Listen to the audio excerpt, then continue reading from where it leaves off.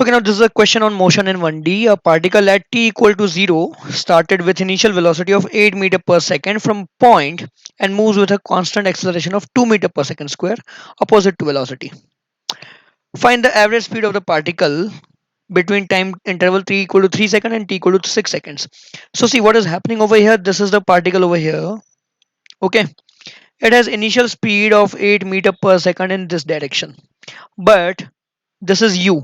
It has acceleration in backward direction. How much acceleration? 2 meter per second square. Okay.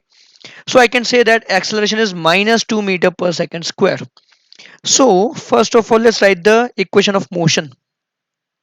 So S equal to ut plus at square by 2, that is 8t minus t square.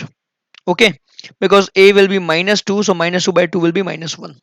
So this is your position or displacement S as a function of time. Now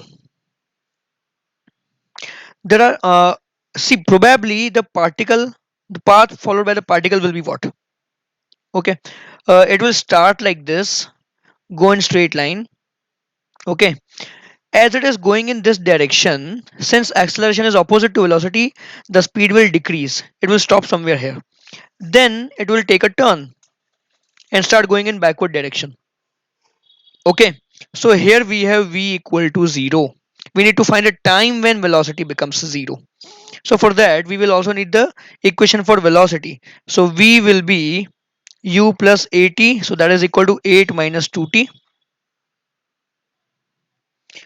So put v equal to 0, then we get 8 minus 2t equal to 0 or t equal to 4 seconds, right? So at t equal to 4 seconds, the particle has 0 velocity. So at t equal to 3 seconds, the particle will be somewhere here, and t equal to 6 seconds, the particle will be somewhere over here.